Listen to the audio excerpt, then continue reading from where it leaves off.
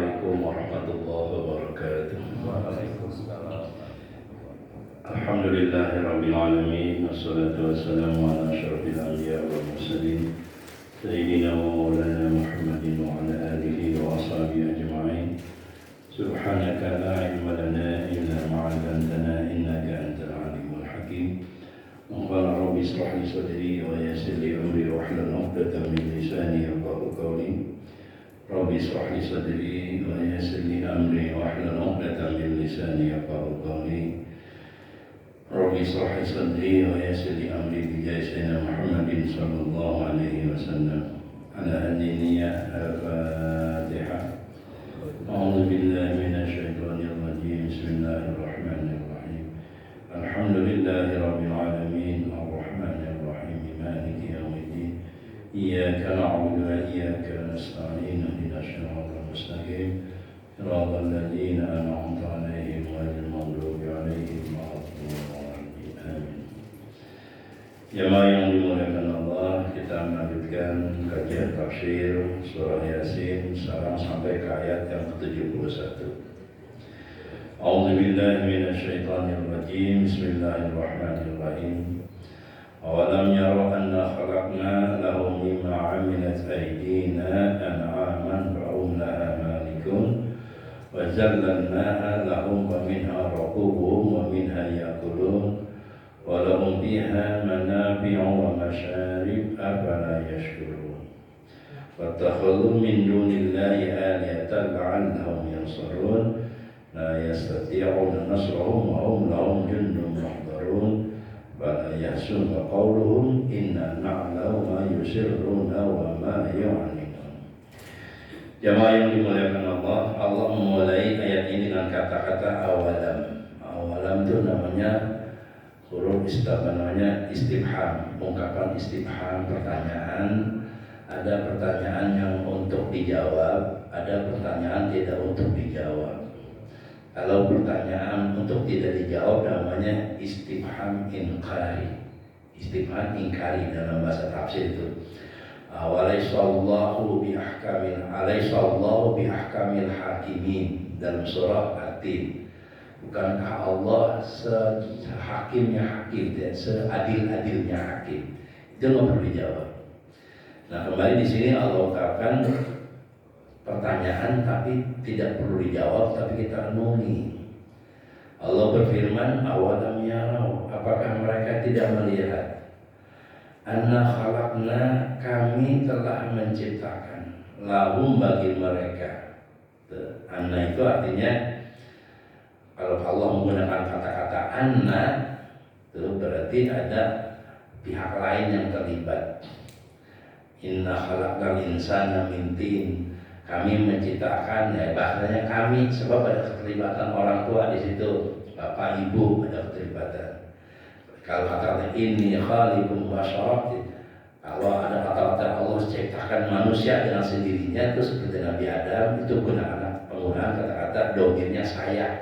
Kalau domirnya kami, itu ada hak-hak yang terlibat, gitu. Lahum bagi mereka, bagi manusia, mimma amilat aydina, apa-apa yang dilakukan oleh tangan-tangan kami. Para ulama mengatakan bahwa ungkapan tangan ini bukan tangan seperti ini, tapi ada kekuasaan. Sebab tidak boleh kita menerjemahkan Tuhan sama dengan manusia, tangannya berjari 5, tidak boleh. Tapi namanya disebut dengan ilmu balaghah namanya majaz. Majaz, jadi artinya ungkapan kiasan, artinya seperti misalnya innallaha yanzilu fi lailatin min nisfi Sya'ban. Allah turun pada pertengahan bulan Sya'ban. Bukan berarti Allah turun, zatnya turun, bukan, tapi rahmatnya yang turun, gitu. An'aman, binatang-binatang ternak, tuh. Fahum, jadi Allah ciptakan itu binatang-binatang ternak, fahum laha malikun, dan mereka terhadap binatang-binatang itu juga memiliki juga, gitu. Wazallalna lahum faminha rakubuhum wa minha ya'kulun, dan kami tundukkan binatang ternak itu, sebab enggak semuanya binatang itu ditundukkan oleh manusia, tapi binatang ternak khusus seperti onta, kuda, kambing, sapi, itu binatang-binatang an'am, binatang ternak tuh ditundukkan oleh Allah. Jadi yang menundukkan itu Allah. Mana buktinya? Faminha raqubuhum, dengan ditundukkan tersebut bisa ditunggangi itu onta, kuda bisa ditunggangi. Wa minha yakulun, bukan cuma ditunggangi, tapi dagingnya bisa kita manfaatkan, bisa kita makan, kulitnya bisa dibuat wol. Di Jakarta, di Jawa nih, kulitnya bisa dibuat beduk misalnya gitu. Bahkan sapi kulitnya bisa dibuat keripik sapi. Itu kan manfaat semua, betul nggak gitu? Walau fiha, dan bagi mereka terhadap binatang-binatang tersebut manafi'u, manfaatnya bukan main. Manfaatnya bukan main. Itu yang namanya onta, seperti pernah kita bahas. Itu onta binatang yang seminggu bisa bertahan, nggak bisa nggak minum itu. Sebabnya menyimpan di leher tersebut itu air. Onta tuh bisa banyak manfaatnya. Wa masyarib, dan diminum. Apa diminumnya? Ya susunya diminum tuh. Kata Allah, afala yashkurun, apakah mereka tidak bersyukur atas semuanya itu? Jadi Allah Subhanahu wa taala dalam beberapa ayat itu, jamaah yang Allah muliakan, banyak menguatkan manusia agar percaya dulu bahwa ada Tuhan. Sebab Tuhan Allah itu unik, Pak. Dia nggak kelihatan. Tuhannya itu unik, nggak kelihatan. Sampai Nabi Musa sendiri dia berkata, kaifa tarani, bagaimana melihat engkau ya Allah? Ini agama-agama yang lain Tuhannya kelihatan, ada berhala dan segala macam. Betul nggak kira? Kalau Tuhan Allah, innani anallah, Fa'budni, kata Allah kepada Nabi Musa, saya adalah Allah, sembah saya. Kata Nabi Musa, kaifa tarani, bagaimana saya bisa melihat engkau? Tuh. Kata Allah, lihat gunung. Bin istaqarra makana fasawfa tarani, kata Allah. Kalau engkau ingin lihat saya, lihat gunung itu. Tuh. Kalau apa yang istaqarra makana, kali itu gunung tetap pada posisinya, fasawfa tarani, engkau akan lihat saya. Tuh. Falamma tajallat al-jabal itu, ketika gunung diledakkan itu mulai lihat gunung Musa. Nabi Musa kan pingsan. Sebab kenapa? Kata Allah Subhanahu wa taala, jangan engkau melihat saya, lihat ciptaan-ciptaan saya. Tuh, cukup dari situ engkau bisa menjadi yakin. Tuh, engkau bisa menjadi yakin. Makanya jamaah yang dimuliakan Allah Subhanahu wa taala dalam kajian-kajian ilmu tasawuf atau ilmu tauhid. Jadi cara mengenal Tuhan itu pertama dengan perbuatannya, yang kedua dengan asma'nya, yang ketiga dengan sifatnya, dengan zatnya. Jadi orang-orang yang level pada hakul yakin itu, jamaah yang Allah muliakan, dia sudah mengenal Tuhan dari ciptaannya dulu. Ciptaannya seperti katakan Allah tadi, Allah ciptakan binatang-binatang ternak. Dari minyak kita bisa makan, minum susunya, kita bisa tunggainya segala macam. Kata Allah, afala yashkurun. Seperti ada yang lagi dalam surah Baqarah, innallaha la yastahi ayyadriba masalan ma ba'udatan fama fawqaha. Allah itu mengumpamakan seperti apa? Ba'udah itu nyamuk, lalat gitu. Bayangkan binatang seperti nyamuk yang kecil kayak gitu, itu ada tempat reproduksinya di mana, duburnya di mana, dia bisa kencing bagaimana, kuburnya di mana. Sekecil itu tuh Allah bisa menciptakan, jamaah yang Allah muliakan. Tuh, makanya Allah, innallaha la yastahi ayyadriba mathalan ma'udatan fawqaha. Bagi Allah tidak ada masalah untuk mengibaratkan. Bahkan di ayat yang lain Allah Subhanahu wa taala begitu juga, nggak mungkin manusia bisa menciptakan walau seekor semut, begitu jamaah yang dimuliakan oleh Allah Subhanahu wa taala. Nah, jadi maka itu Ibnu Taimiyah itu mengatakan tauhid itu ada dua, ada tauhid rububiyah, ada tauhid uluhiyah. Ibnu Taimiyah, kalau orang ahli sunnah wal jamaah itu mengenalnya hanya tauhid uluhiyah saja. Tapi kalau Ibnu Taimiyah itu ada namanya tauhid ubudiyah, ada tauhid yang namanya uluhiyah. Ubudiyah itu kesadaran akan kehadiran Tuhan. Kesadaran akan kehadiran Tuhan, bahwa ada zat di sana. Mohon maaf kalau kata orang-orang filsafat bahwa terjadinya bulan, terjadinya matahari itu karena yang namanya Big Bang, ledakan yang besar. Jadi ada benda yang tadinya besar sekali itu meledak, namanya Big Bang. Ada yang namanya bersinar, namanya matahari, ada yang bulan segala macam. Tapi pertanyaannya, yang memberikan sinar pada kemampuan bercahaya pada matahari itu siapa? Itu yang pertama. Yang memberikan kemampuan sinar pada bulan itu siapa?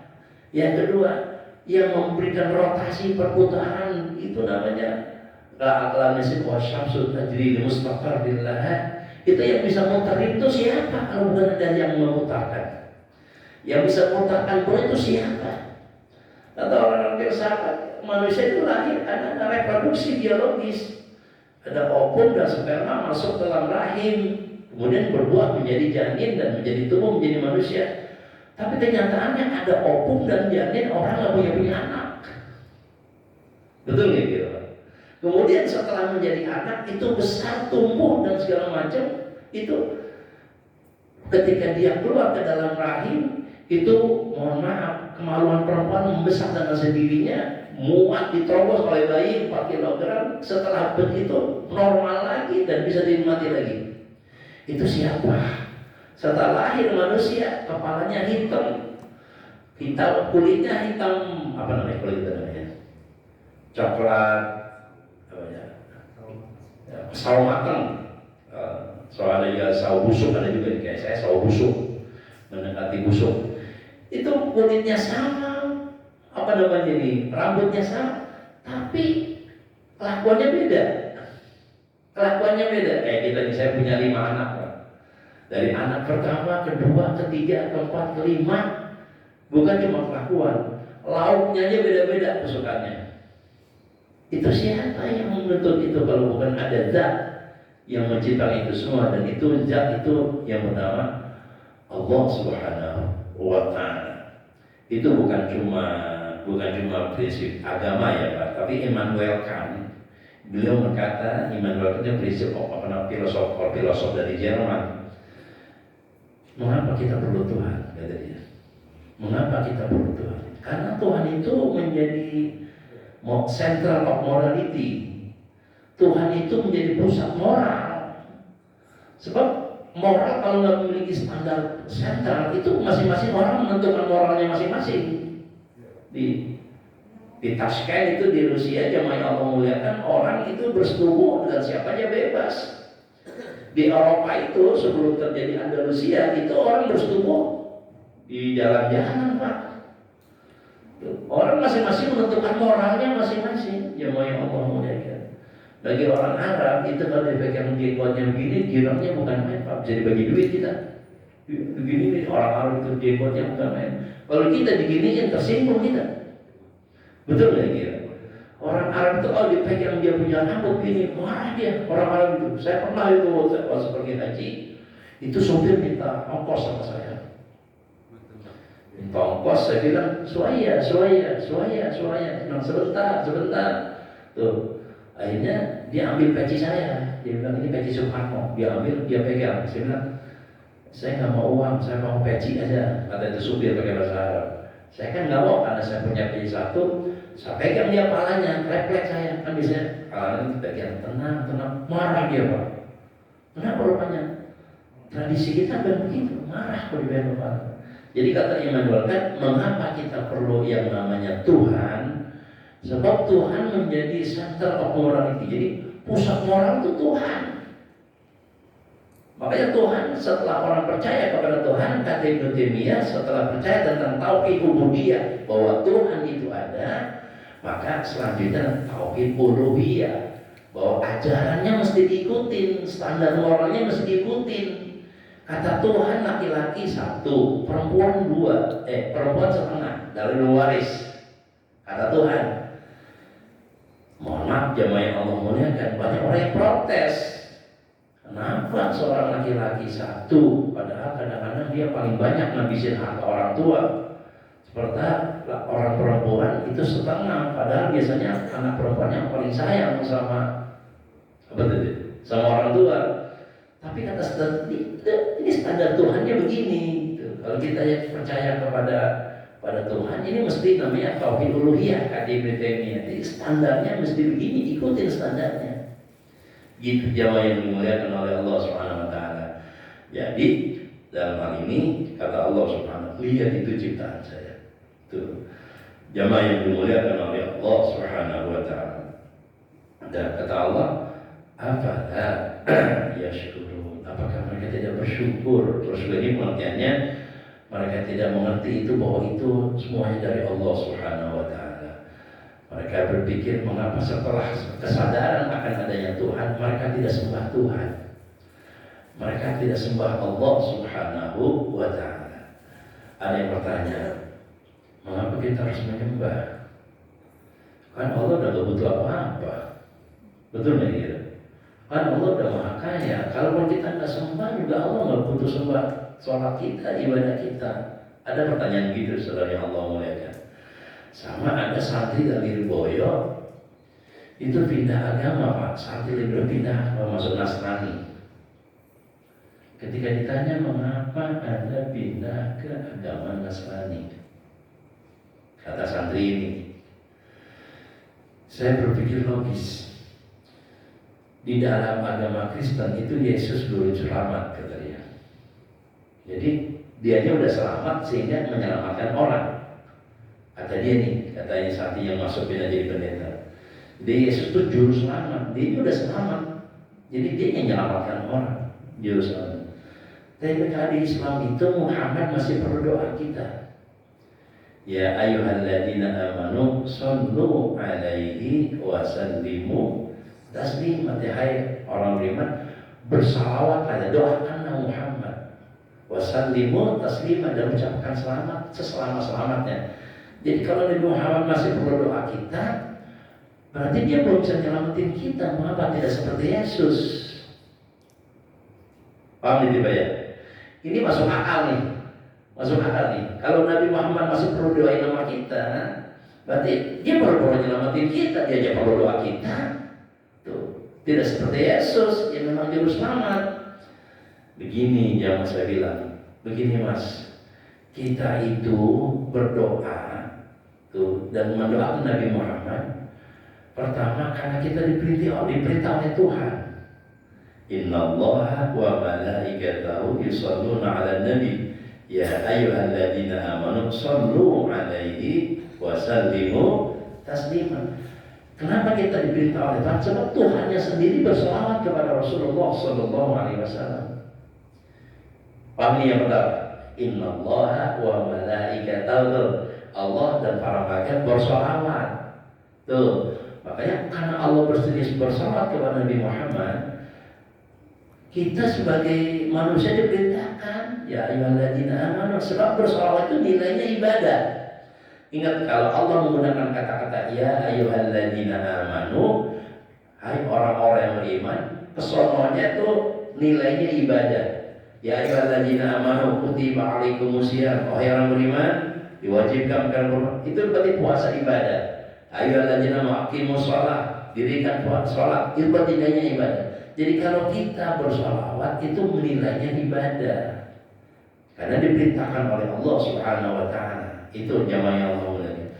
Jadi mengapa kita bersolawat kepada Rasulullah? Karena diperintahkan oleh Allah. Sebagai seorang hamba kita hanya nurut saja. Karena kan Allah kan saya tadi Immanuel kan sebagai center of morality, pusat dari moral, pasti baik. Yang kedua jamaah yang dimuliakan Allah Subhanahu wa ta'ala, kalau kita bersolawat, hakikatnya Nabi Muhammad itu nggak butuh, sebab beliau mah sudah diberikan janji surga oleh Allah. Jadi ketika kita bersolawat, jamaah yang Allah, ibarat gelas Nabi Muhammad sudah penuh. Ketika kita bersolawat, kita doakan beliau, itu air ini yang di wadah menjadi tumpah, dan tumpahnya itu ke kita. Makanya jamaah yang Allah muliakan, sesulit apapun kehidupan kita, serumit apapun masalah kita, bersalawat kepada baginda Rasulullah Sallallahu Alaihi Wasallam. Itu jawabannya yang pertama. Yang kedua, jadi kalau pertanyaan, kan Allah nggak butuh sholat kita, bukan Allah itu emang nggak butuh makhluk. Allah nggak butuh sholat kita, ibadah kita. Tapi sebagai seorang hamba kita diperintahkan oleh Allah untuk mendirikan sholat, mendirikan ibadah, dan itu kebaikannya buat kita.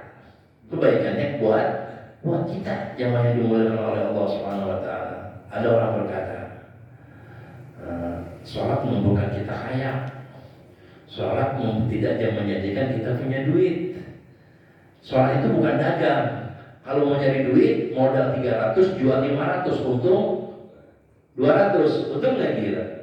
Tapi apa yang Allah janjikan kepada kita, warka'u ma'ar raqiin, aqimus shalah tuh, wa atuz zakah, warka'u ma'ar raqiin, dan rukulah bersama orang-orang yang rukuk.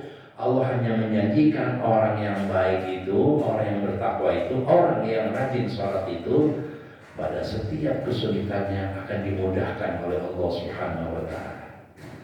Karena orang itu pasti mengalami kesulitan, dan setiap kesulitan pasti dimudahkan oleh Allah Subhanahu wa Ta'ala.